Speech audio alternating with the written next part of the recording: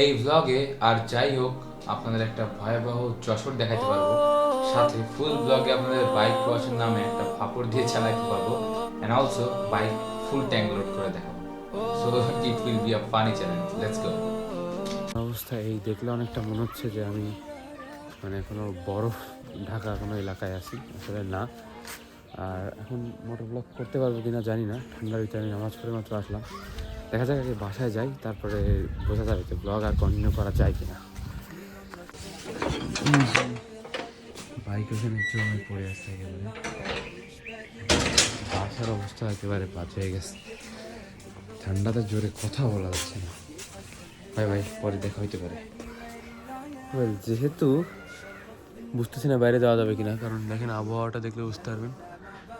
সুতরাং চলেন একটু ড্রোন উড়াই। এই যে আব্বুর ফোনটা নিয়ে আসছি, এটাতে এখন অ্যাপটা ইনস্টল দিয়ে উপর থেকে দেখি যে এই শীতের মধ্যে মানে আমাদের এরিয়াল ভিউটা কেমন হয়। তো গাইজ ড্রোন রেডি। এই যে এতদিন উড়ানো দেখাইতে পারতাম না, কারণ আমার ফোন দিয়ে উড়াইতে হতো, তো ভ্লগও ফোন দিয়ে করি, এই জন্য আর কি হইতো না। এখন এই যে ড্রোন, আর ওই যে আমার ড্রোনটা এখন এটা বাইরে নিয়ে মানে ছাদে নিয়ে উড়াবো। চলেন ড্রোনের একটা ফুটেজ দিই।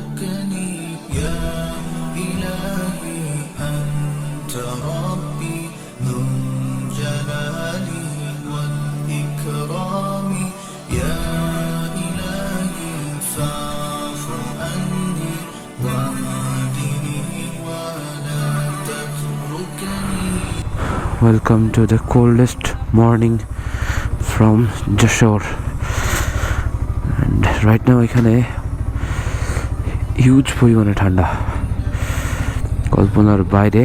তারপরে বেরোতে হয়েছে একটু কাজে। চলেন রাস্তায় যাই, তারপর কথা বলতেছি। ওয়েদার দেখলে তো বুঝতে পারতেছেন যে কেমন ঠান্ডা হওয়ার কথা। Let's go. যাই কে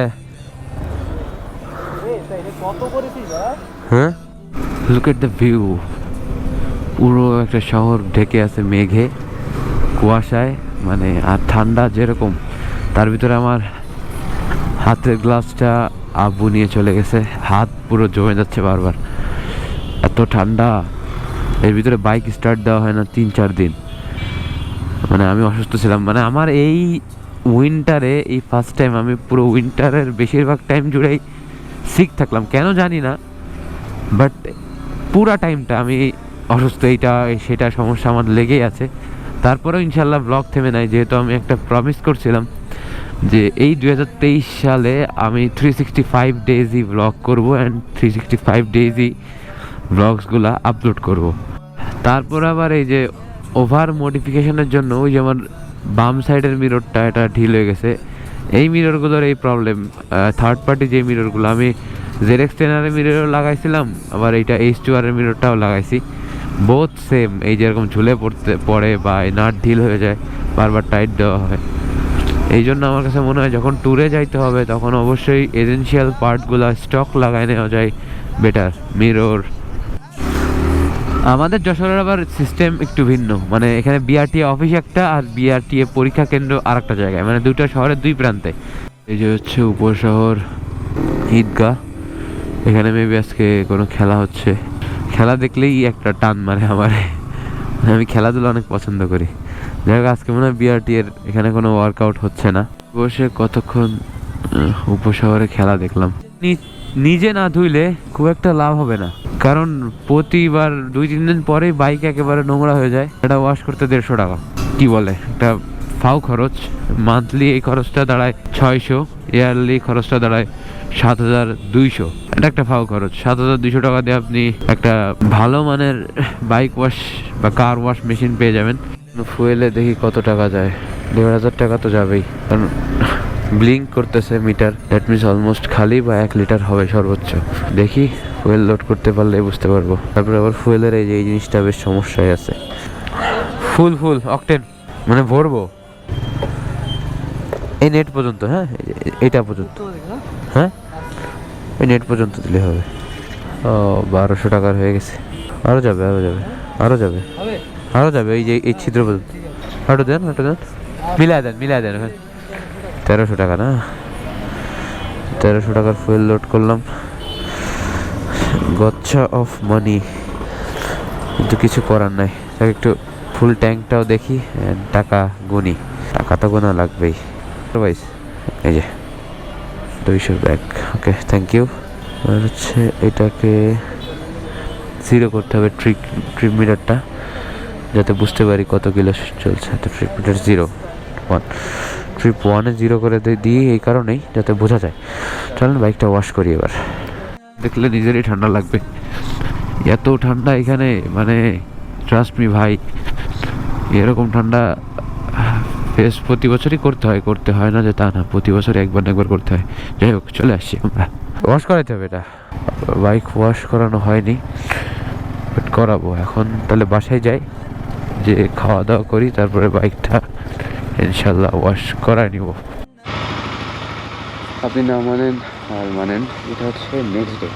আর আজকে যখন শহরে রোদের দেখা মিলেছে, এটা দেখতেই পাচ্ছেন যে এতদিন ধরে মেঘ ছিল। আর এখন আজকে বের হয়েছি মূলত বাইকটা ওয়াশ করতে। ভাই যাদের বাইক আছে বা বাইক পছন্দ করে, বাইক অপরিষ্কার দেখলে কারোরই ভাল লাগে না। আর এতদিন ঘরে প্রায় ওয়াশ করতাম আগে আমি। কিরে ভাই,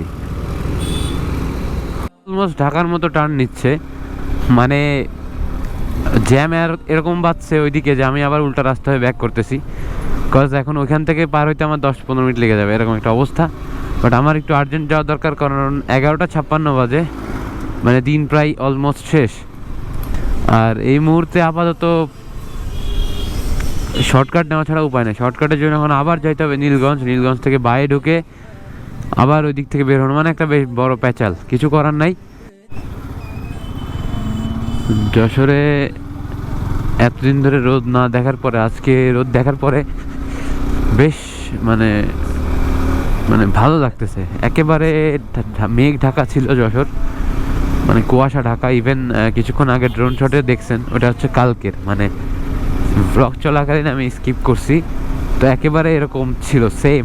এবং এই আজকেও ছিল, বাট 11:30টার পরে রোদটা বের হয়েছে, বাট ঠান্ডা ভাই একদম পুরাই 100 ঠান্ডা।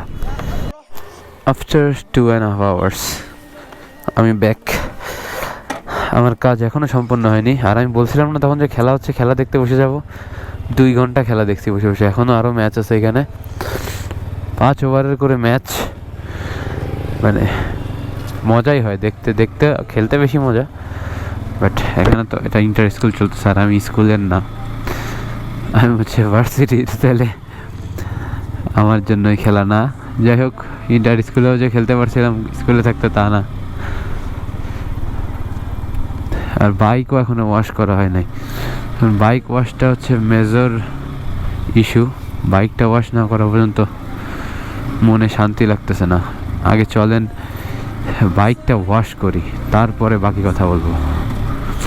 A few minutes later. হ্যাঁ, ওইখানে যতটুকু দেখছেন ততটুকুই। ওই ব্লগে আমার না হয়েছে বাইক ওয়াশ করা, না হয়েছে কোনো কিছু, কজ এই মানে একবার একরকম টাইমিং মিস যাচ্ছিল। যাই হোক, এই ব্লগটার পরেরটাতে বাইক ওয়াশ করছি, অনেস্টলি বাইক ওয়াশ করছি। আর যাই হোক, তো আজকে ভিডিওটা এই পর্যন্ত ছিল। আর আপাতত এটা টানা সম্ভব হয় নাই। আর ডেইলি যেহেতু ব্লগ আসবে, ইনশাল্লাহ কোনো ব্লগে আপনারা তৃপ্তি হারাবেন না যে ব্লগটা শেষ হলো না বা এটা কেমন ব্লগ হয়ে গেল। ইনশাল্লাহ তারপরের ব্লগটা অবশ্যই ভালো আসবে। অ্যান্ড কাইন্ডলি যারা এখনো পর্যন্ত সাবস্ক্রাইব করেনি করে দিন। আর যারা এই ভিডিওটা ফেসবুকে দেখতেছেন, তারা কাইন্ডলি কমেন্টটা চেক করবেন। কমেন্টে ইউটিউব চ্যানেল লিঙ্কটা দেওয়া আছে প্রথমেই, আদারওয়াইজ আপনারা সার্চ করবেন MH Mahin Pro YouTube channel, এটা দিলে চলে আসবে। That's it, Allah Hafiz.